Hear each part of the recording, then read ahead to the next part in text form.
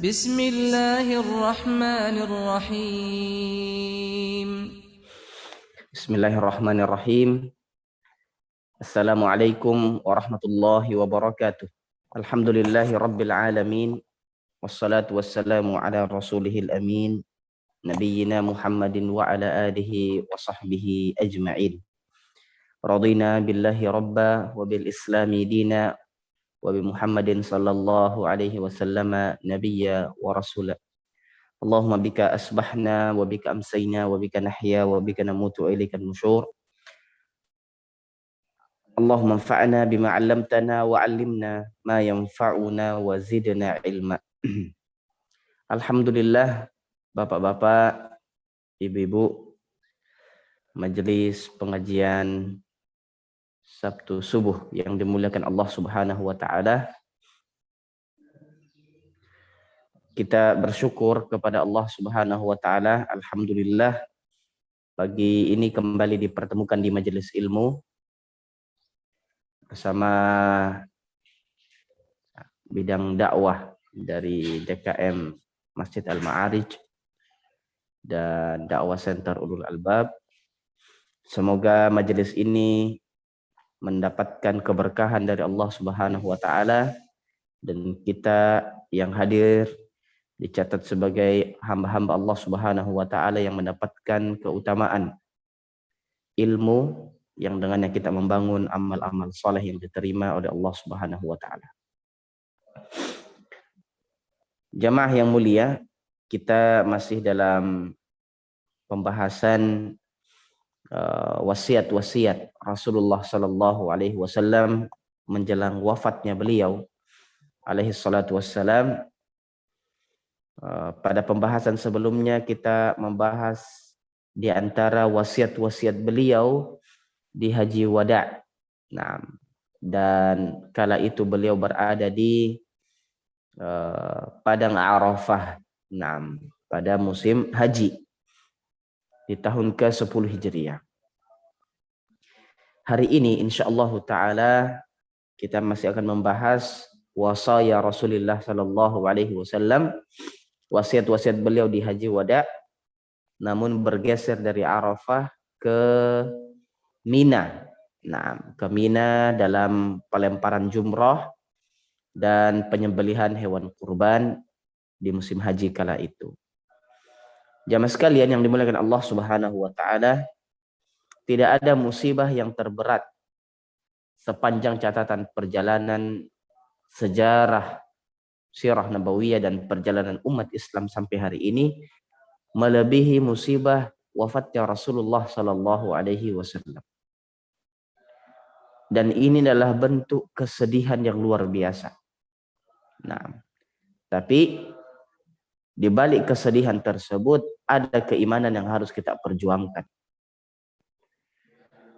Iman harus senantiasa dimenangkan dalam setiap pertarungan.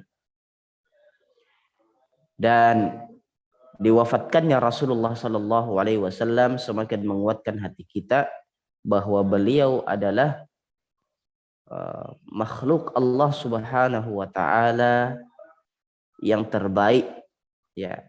Dan beliau sama seperti kita, manusia layaknya yang bisa merasakan ngantuk, merasakan lapar, dan suatu saat akan tiba ajal, ya, dipanggil kepada Allah Subhanahu wa taala, menghadap.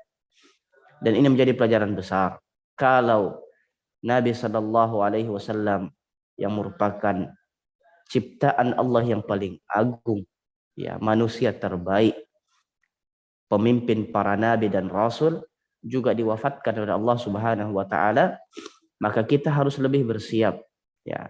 Kita sebagai manusia biasa yang tidak memiliki jaminan apa-apa, ya, ghair ma'sum, ya, maka hendaknya kita senantiasa mengikuti langkah Rasulullah sallallahu alaihi wasallam dalam mempersiapkan kematian-kematian yang tentunya akan datang, ya, di depan kita semua. Nah, musibah ini, wafatnya Rasulullah SAW, dijadikan oleh para ulama sebagai pengingat ketika kita dilanda musibah yang berat, kita katakan umat Islam pernah melewati musibah yang agung, yang besar, dan kita mampu bertahan walillahil hamdu wal minnah, maka semua musibah yang datang setelah wafatnya Rasulullah SAW adalah ringan, adalah mudah. Nah, karena apa? Ada keimanan di sana tentang qada dan qadar Allah Subhanahu wa taala. Di sisi lain, jamaah subuh yang mulia, diwafatkannya Rasulullah SAW menjadi bukti kesempurnaan ajaran Islam. Karena setelah beliau wafat tidak ada lagi wahyu yang diturunkan. Ya, berarti telah sempurna ajaran Islam ini. Tidak perlu ditambah-tambah, tidak perlu dikurangi. Nah, yang ada adalah kita mempelajarinya, menggalinya. Nah, menambah ilmu yang telah Allah Subhanahu wa taala sampaikan lewat Nabi Muhammad sallallahu alaihi wasallam.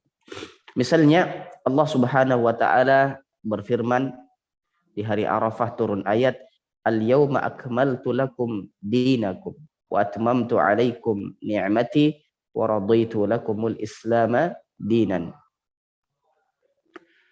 Ya, pada hari ini telah aku sempurnakan untuk kalian agama kalian. Dan aku telah sempurnakan atas kalian nikmat. Dan aku ridha, kata Allah Subhanahu wa taala, Islam sebagai agama kalian. Nah, surat tadi, ya ayat tadi berada dalam surat Al-Maidah. Al-yauma akmaltu lakum dinakum wa atmamtu alaikum ni'mati wa raditu lakumul islama dinan. Di ayat yang lain, Allah Subhanahu wa taala juga menjamin bahwa ajaran Islam ini telah sempurna. Allah taala berfirman, "Wa tammat kalimatu rabbika sidqan wa adla." Sungguh telah sempurna Al-Qur'an ini. Ya. Kalamullah ini telah sempurna sebagai kalimat yang benar dan kalimat yang adil. Nah, Masya Allah. Maka di antara nikmat yang perlu kita syukuri benar-benar adalah perjalanan sirah nabawiyah mengantarkan kita kepada kesempurnaan Islam. Nah, mobil khusus di akhir-akhir perjalanan hidup beliau, di sana banyak wasiat-wasiat yang perlu kita pelajari. Ketika ayat ini diturunkan di surat Al-An'am ayat 115 tadi, digambarkan bahwa Umar radhiyallahu anhu menangis terseduh-seduh tatkala ayat ini diturunkan. Dan beliau betul-betul memahami bahwa ini adalah tanda-tanda, ya, tanda-tanda di mana perpisahan itu akan terjadi. Nah, dengan Rasulullah Sallallahu Alaihi Wasallam. Ketika para sahabat melihat Umar radhiyallahu anhu menangis, mereka bertanya, apa yang membuatmu menangis? Ya, wahai Umar. Umar radhiyallahu anhu menjawab, yang membuat aku menangis bahwa sebelum ini kita senantiasa mendapatkan tambahan ajaran agama kita. Adapun setelah ajaran agama itu sempurna, maka sesungguhnya tidak ada sesuatu yang sempurna, melainkan pasti ada kekurangan. Seakan-akan Umar merasakan kematian Nabi SAW tinggal sebentar lagi. Nah, di balik kesempurnaan Islam ada kekurangan atau ada sesuatu yang berkurang, yaitu apa? Perpisahan dengan Rasulullah Sallallahu Alaihi Wasallam, karena risalah beliau telah sempurna. Nah, jamaah sekalian, berikut diantara ungkapan perpisahan dan wasiat-wasiat Rasulullah SAW pada jamarat, ya, di Mina, tempat pelontaran jumrah. Ada jumrah sughra, wusta, dan kubra. Nah, Aqabah. Jamarat ini dari sahabat Jabir radhiyallahu anhu berkata, "Ra'aitu an-nabiyya sallallahu alaihi wasallam yarmi ala rahilatihi yauman nahri wa yaqul lita'khudhu manasikakum fa inni la adri la'alli la ahujju ba'da hajjati hadhihi." Kata Jabir radhiyallahu an, aku melihat Nabi SAW melempar jumrah dari atas unta beliau pada hari raya kurban. Beliau bersabda, hendaklah kalian menunaikan manasik haji sebagaimana aku menunaikan manasik haji. Ini menjadi dalil bahwa manasik haji itu harus mengikuti metode yang diajarkan oleh Nabi SAW di haji wada, di haji perpisahan. Karena sesungguhnya aku tidak tahu lagi. Boleh jadi aku tidak melaksanakan haji lagi setelah haji ini. Nah, diriwayatkan oleh Al-Imam Muslim. Kemudian di antara sahabiyat, ya, Ummu Al-Husain radhiyallahu anha berkata, hajajtu ma'a Rasulillah sallallahu alaihi wasallam hajjatal wada' fara'aituhu hina rama jamratal aqabah wan sarafa wa huwa ala rahilatihi wa ma'ahu Bilalun wa Usamah faqala Rasulullah sallallahu alaihi wasallam qawlan katsiran thumma sami'tuhu yaqul in ummira alaikum 'abdun mujadda'un aswadu yaqudukum bi kitabillahi ta'ala fasma'u lahu wa ati'u. Masya Allah. Di antara wasiat beliau, ya, kata Ummu Al-Husain radhiyallahu anha, aku pernah melaksanakan haji bersama Rasulullah SAW. Aku melihat beliau tatkala melempar jumrah Al-Aqabah dan beranjak pergi. Ya, beliau di atas kendaraannya, di atas untanya. Pada saat itu beliau datang bersama dengan Bilal dan Usamah, dua sahabat yang mulia radhiyallahu anhuma. Kemudian Rasulullah SAW menyampaikan banyak wasiat-wasiat, dan diantaranya yang didengar oleh Ummul Husain adalah beliau berbicara tentang kepemimpinan. Nah, dan pentingnya kepemimpinan di dalam Islam. Idza ummira alaikum abdun mujadda'un aswad, jika telah ditetapkan, diangkat untuk kalian seorang pemimpin, ya, pemimpin disepakati, diangkat, diamanahkan, pemimpin dari kalangan budak yang berparas buruk lagi berkulit hitam, dia memimpin kalian dengan kitabullah, maka dengarkanlah dan taati. Masya Allah. Ini wasiat kepemimpinan menjelang wafatnya Rasulullah Sallallahu Alaihi Wasallam. Sekiranya diberikan kepada kalian dan kalian mengangkat pemimpin meskipun rupanya buruk, kulitnya hitam, nah, dari kalangan hamba sahaya, budak, tapi dia memimpin kalian dengan kitabullah, dengan Al-Quran, dengan sunnah Rasulullah SAW, maka dengarkan dan taati perintah-perintah. Ini juga diriwayatkan oleh Al-Imam Muslim. Nah, asatidzah sekalian yang dimuliakan Allah Subhanahu wa taala, ini wasiat yang penting berkaitan dengan kepemimpinan. Nah, maka hidup di dalam kepemimpinan adalah sunnah yang diajarkan oleh Rasulullah sallallahu alaihi wasallam.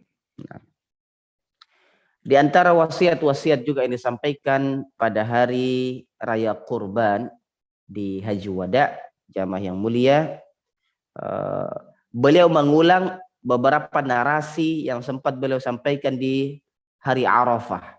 Nah, tanggal 9 Zulhijjah. Nah, sebelumnya. Misalnya beliau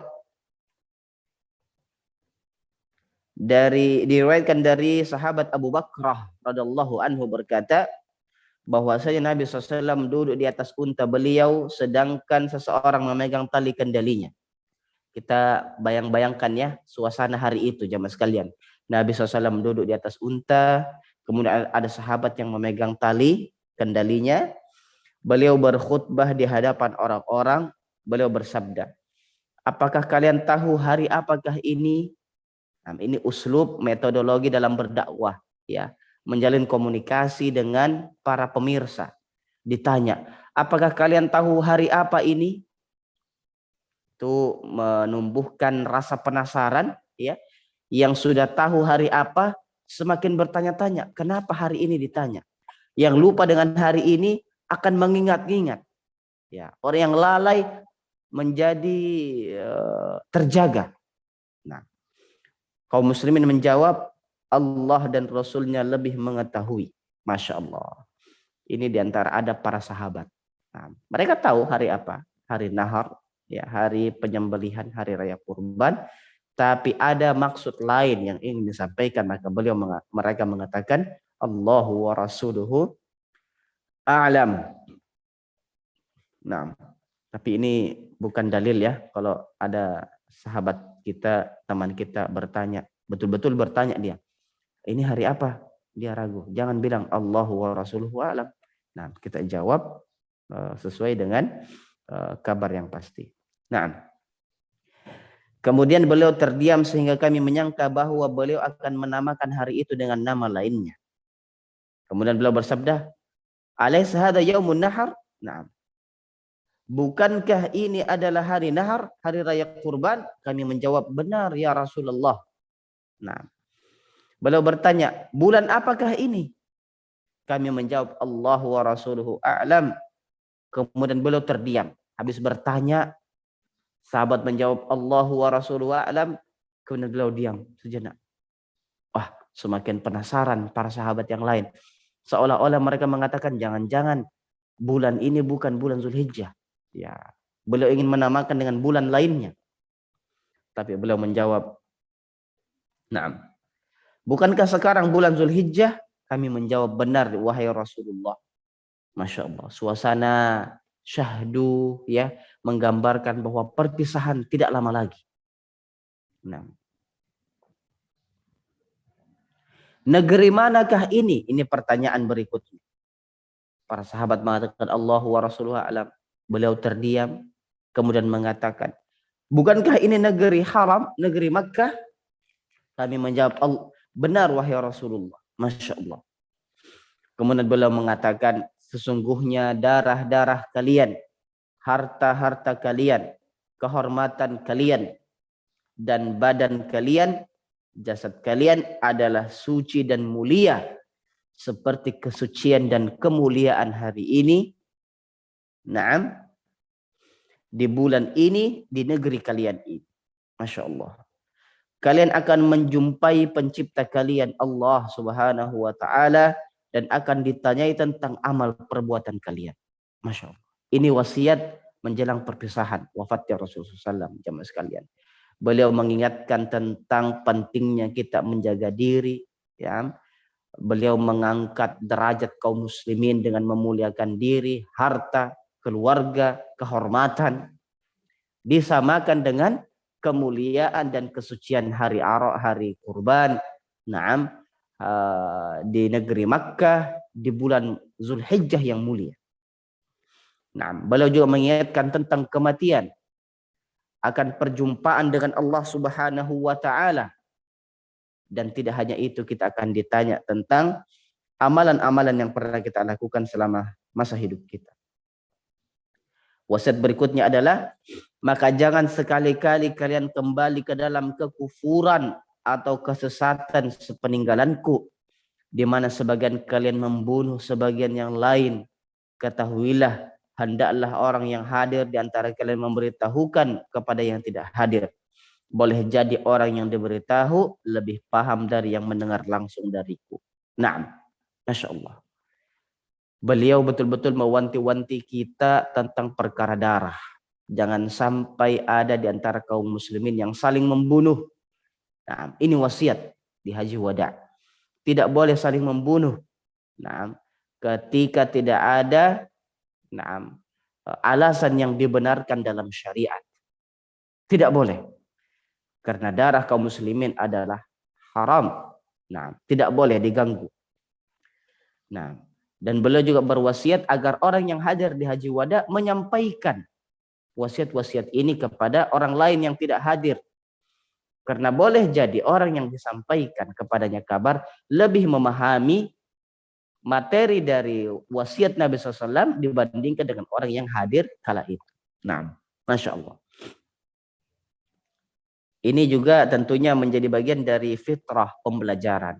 Nah, boleh jadi ada orang hafal, ya misalnya matan, dia hafal matannya, tapi dia tidak atau belum menguasai apa maksud dari matan tersebut. Namun ketika dia sampaikan, dia bacakan kepada orang lain, tiba-tiba ada orang lain yang bisa memahami makna atau syarah dari matan ilmu tersebut. Nah, Masya Allah. Ketahuilah, beliau kembali melanjutkan khutbahnya, bukankah aku telah menyampaikan risalah dakwah ini? Ya, pertanyaan yang membutuhkan takrir dari sahabat. Kemudian beliau beranjak menuju 2 ekor kambing yang warnanya putih, lebih dominan daripada warna hitamnya, lalu menyembelih keduanya. Nah, boleh menyembelih hewan kurban beliau. Masya Allah. Ibnu Abbas radhiyallahu anhuma, sahabat yang mulia, berkata, demi zat yang jiwaku berada di tangannya, Allah Subhanahu wa taala, sesungguhnya itu adalah wasiat beliau kepada umatnya, maka hendaklah yang hadir menyampaikan kepada yang tidak hadir. Nah, ikhwani fillah yang dimuliakan Allah Subhanahu wa taala, di antara riwayat yang lain yang menjadi catatan wasiat-wasiat beliau adalah yang diriwayatkan oleh Ibnu Umar radhiyallahu anhuma. Beliau berkata, waqafa an-nabiy sallallahu alaihi wasallam yauman nahri bainal jamarat. Beliau sallallahu alaihi wasallam berdiri di antara jamarat yang 3, wa qala hadza yaumul hajjil akbar. Ini adalah hari haji yang paling besar. Fatafiqan Nabi sallallahu yaqul Allahumma syhad wa wadda'an nas faqalu hadhihi hajjatul wada'. Ya Allah, terasa suasana keharuan, kesyahduan yang dirasakan oleh para sahabat ketika menemani Rasulullah SAW berhaji kala itu. Pada hari An-Nahar, hari raya kurban, Nabi SAW berhenti di antara jamarat seraya bersabda, ini adalah hari pelaksanaan haji akbar. Kemudian Nabi SAW segera menyambung perkataannya, ya Allah, saksikanlah. Dan beliau pun meninggalkan orang-orang, kaum muslimin, para sahabat. Kemudian kaum muslimin, para sahabat berkata, ini adalah haji perpisahan. Diriwayatkan oleh Al-Imam Al-Bukhari. Jamaah sekalian yang dimuliakan Allah Subhanahu wa taala, ada beberapa kejadian yang merupakan mukjizat ya Nabi sallallahu alaihi wasallam di haji wada. Di antaranya jamaah sekalian, pada zaman itu belum ada mukabbirus saut, belum ada pembesar suara, belum ada ampli, belum ada sistem untuk mengeraskan suara kita didengar oleh khalayak Arab. Namun apa yang terjadi? Dalam khutbah Rasulullah SAW, para sahabat merasakan bahwa pendengaran mereka dibuka oleh Allah Subhanahu wa taala meskipun yang berada jauh dari tempat khutbah Nabi sallallahu alaihi wasallam. Baik di Arafah ataupun di Mina. Misalnya apa yang disampaikan oleh Abdurrahman bin Mu'adz At-Tamimi.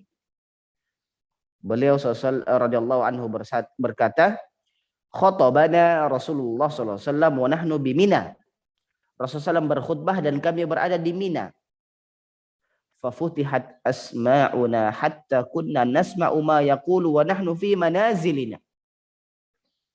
Rasulullah SAW berkhutbah pada kami saat kami berada di Mina, kemudian Allah Subhanahu wa taala membuka pendengaran kami sehingga kami mendengar apa yang beliau katakan sementara kami berada di rumah-rumah. Masya Allah. Tentunya Mina ya tidak terlalu jauh dari Masjidil Haram. Ya, kalau jalan kaki bisa ditempuh lah ya sambil olahraga. Dari Masjidil Haram ke Mina. Lumayan, tapi bisa dijangkau. Nah, jarak itu Nabi berkhutbah di Mina, orang-orang yang berada di rumah di sekitaran Masjidil Haram itu bisa mendengar khutbah beliau sallallahu alaihi wasallam. Masya Allah. Allah buka itu pendengaran para sahabat untuk mendengarkan wasiat-wasiat Rasulullah sallallahu alaihi wasallam di hari haji wada.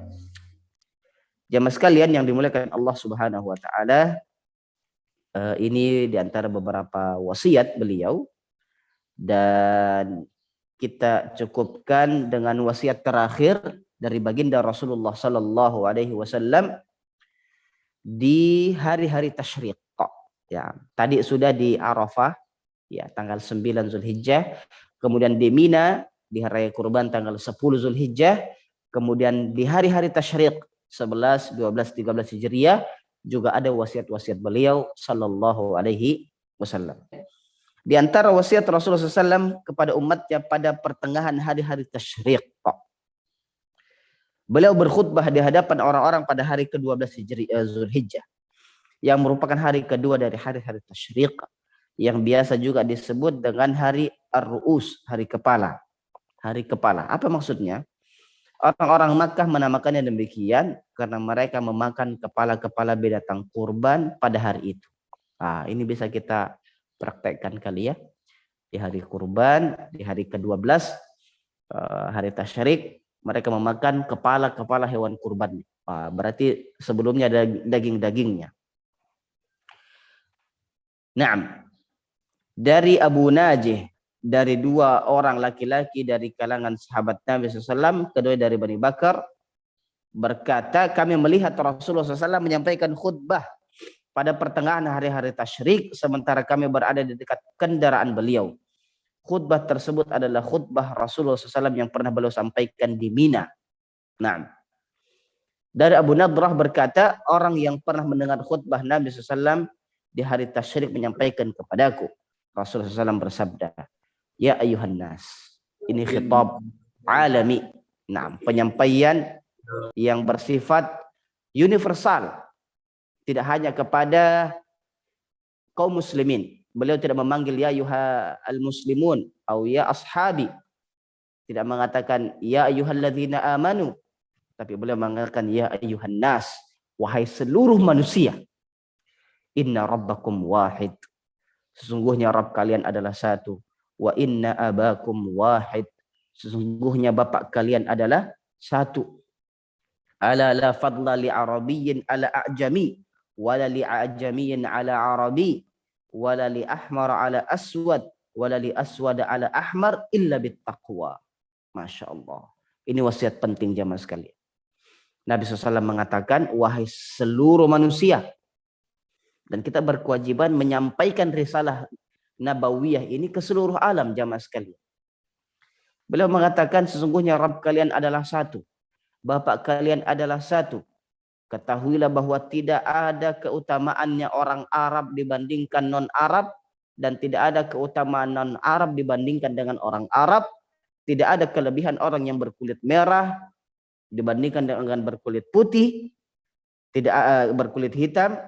Dan tidak ada keutamaan orang berkulit hitam dibandingkan dengan kulit merah kecuali takwa. Nah, jadi yang membedakan kita ini adalah ketakwaan kita kepada Allah Subhanahu wa taala. Aballaghtu, apakah aku telah sampaikan? Para sahabat menjawab, ballagha Rasulullah SAW. Benar, Rasulullah SAW telah menyampaikan. Tsumma qala, ayu yaumin hadza? Hari apa ini? Masya Allah. Qalu yaumun haramun, hari yang mulia. Tsumma qala ayu syahrin hadza? Qalu syahrun haramun, bulan apakah ini? Bulan yang mulia, kata sahabat. Ayu baladin hadza? Beliau bertanya lagi, negeri apakah ini? Para sahabat menjawab, baladun haramun. Fa innallaha, maka Rasulullah bersabda, fa innallaha qad harrama bainakum dima'akum wa amwalakum wa a'radakum ka hurmati yaumikum hadza fi syahrikum hadza fi baladikum hadza. Aballaghtu? Qalu ballagha Rasulullah, qala liyuballigh asy-syahidul ghaib. Masya Allah. Beliau lagi menekankan apa jamaah sekalian tentang haramnya darah, harta dan kehormatan. Sebagaimana dimuliakannya hari itu bulan Zulhijjah dan negeri Makkah. Dan beliau mengatakan, apakah aku telah menyampaikan risalah ini sebagai bentuk persaksian jamaah sekalian? Para sahabat menjawab, na'am. Rasulullah telah menyampaikan.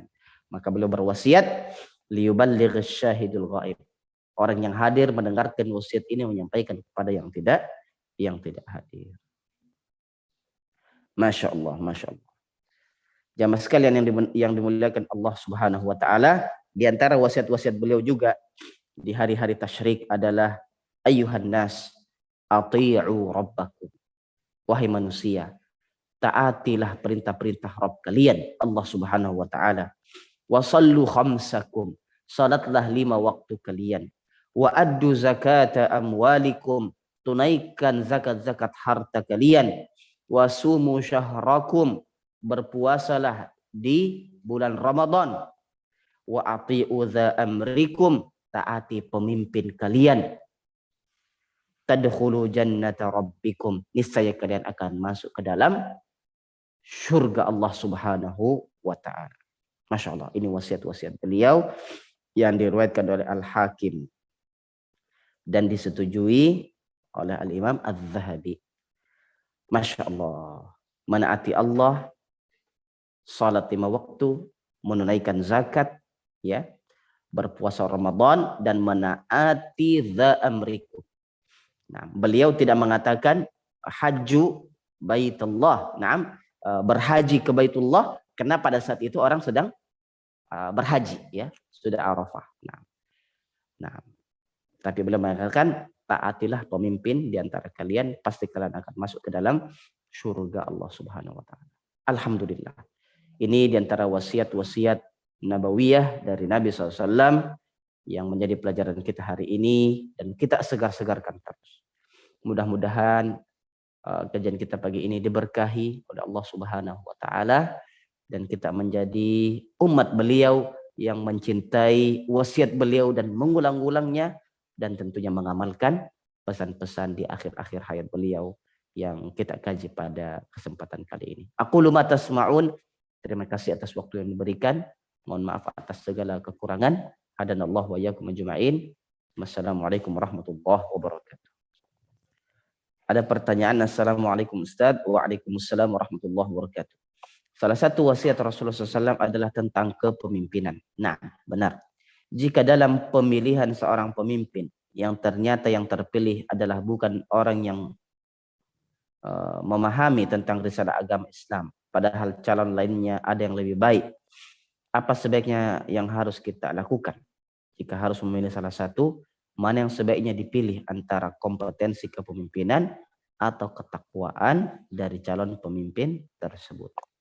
Nah, wallahu taala alam, dalam konteks pemilihan kepemimpinan, tentunya Islam telah menetapkan sistem, ya, syura. Nah, syura ini adalah sistem yang dibawa oleh agama kita. Wa amruhum syura bainahum. Dalam permusyawaratan itu, dalam musyawarah itu, yang terlibat adalah ahlul halli wal aqdi, orang-orang yang kompeten, ya, yang bisa memilih, yang bisa menetapkan. Nah, adapun ketika kita diperhadapkan dengan sistem pemilihan dan kita harus memilih, nah, wallahu taala a'lam, karena ini adalah hal yang penting, ya, dan sifatnya juga sedikit sensitif. Nah, tapi kita dituntut untuk memilih. Nah, bahkan menjadi hak kita.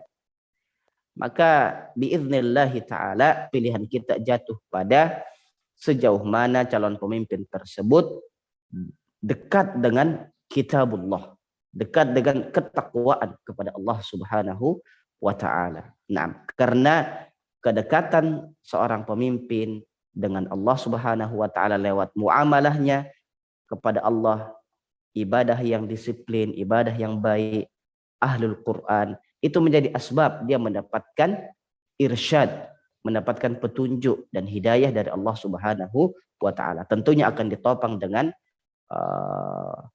rufaqa, ya, para penasehat, para pendamping, tim manajemen yang ahli di bidangnya biiznillahi tabaraka wa ta'ala. Wallahu ta'ala a'lam. Nah,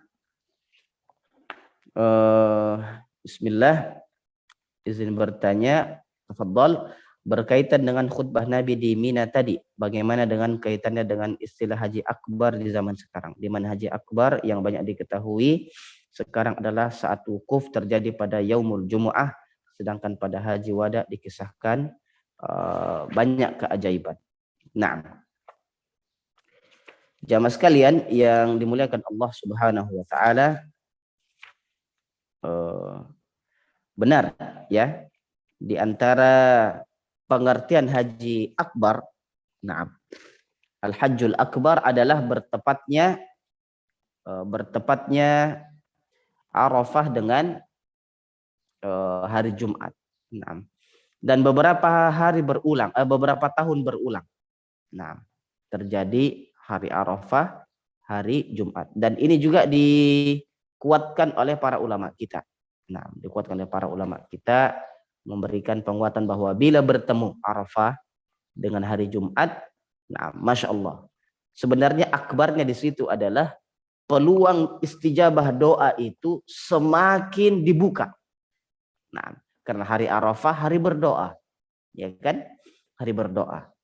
Dan doa Arafah itu saking pentingnya doa Arafah, salat diakhirkan, ya kan? Salat maghrib dan isya diakhirkan, zuhur dan asar dijamak. Zuhur asar dijamak, dikosor, kemudian isya dan maghrib dan isya diakhirkan di Muzdalifah untuk berdoa sampai terbenamnya matahari. Nah, ditambah dengan hari Jumat, di hari di mana Allah SWT menjamin istijabatud doa, diijabahnya doa-doa, maka ini hari yang agung. Nah, istilah itu. Namun pada hakikatnya Al-Hajjul Akbar adalah hajinya Nabi SAW bersama para sahabat yang hanya satu kali itu saja. Maka dikatakan haji yang paling besar, paling agung, karena di situ ada Rasulullah Sallallahu Alaihi Wasallam.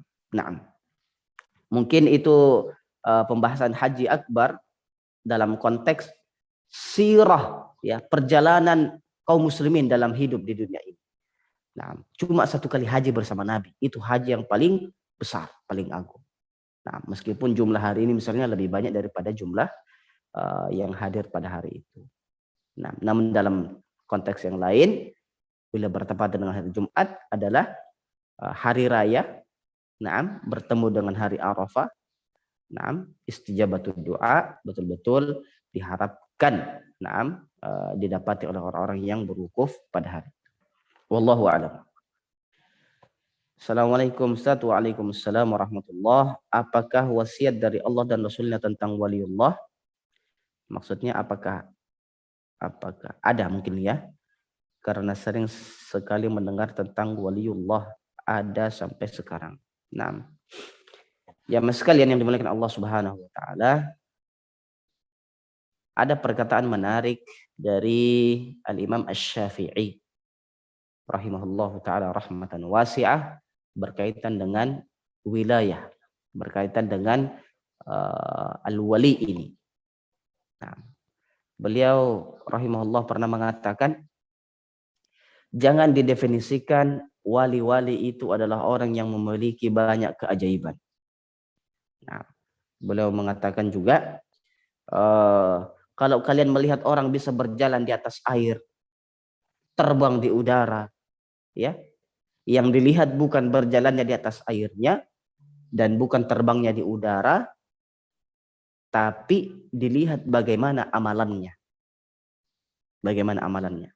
Kalau amalannya betul-betul, nah, apa yang diajarkan oleh Allah Subhanahu wa taala dan Rasulnya Shallallahu alaihi wasallam jauh dari kesyirikan, bisa jadi itu bagian dari karamah yang Allah Subhanahu wa taala berikan dan bisa terjadi. Nah, para sahabat, para tabi'in merasakan itu. Mereka berjalan di atas kuda melewati lautan, melewati sungai. Nah, itu bisa. Nah, tapi dilihat, kalau orangnya sholat jamaahnya tidak teratur, baca Qur'annya tidak pernah khatam, nah, dan seterusnya, muamalahnya dengan kesyirikan banyak, bisa berjalan di atas air, tentunya ini kita tidak boleh terkecoh. Hakikat dari waliullah ini tentunya butuh kajian khusus, jamaah sekalian, tapi gambarannya adalah orang-orang yang bertakwa kepada Allah Subhanahu wa taala dengan menjalankan seluruh definisi ketakwaan. Naam, yang kita pelajari itulah wali-wali Allah Subhanahu wa taala. Hakikat dari waliullah adalah mendapatkan ma'iyatullah, kebersamaan dengan Allah Subhanahu wa taala di masa lapang, terlebih lagi di masa sempit. Nah, ini yang kita pahami tentang waliullah. Wallahu taala alam. Dan di antara sifat waliullah juga la khaufa alaihim, tidak ada rasa takut, walahum yahzanun, dan mereka tidak pernah bersedih. Nah, selalu optimis. Nah, selalu mendapatkan pertolongan Allah Subhanahu wa taala. Asbab amal-amalan soleh yang mereka lakukan terbangun atas landasan keimanan dan akidah yang sahih. Wallahu taala a'lam. Sepertinya kita cukupkan sampai di sini. Terima kasih atas waktu yang diberikan. Mohon maaf atas segala kekurangan. Kita akhiri kebersamaan di majelis yang mulia ini dengan membaca hamdalah dan kafaratul majelis. Alhamdulillahi rabbil alamin. Subhanakallahumma rabbana bihamdik asyhadu an la ilaha illa anta astaghfiruka wa atubu ilaik. Aqulu ma tasma'un wa sallallahu wa sallama wa baraka ala nabiyyina Muhammad wa ala alihi wa sahbihi ajma'in walhamdulillahi rabbil alamin. Terima kasih dan mohon maaf. Wassalamualaikum warahmatullahi wabarakatuh.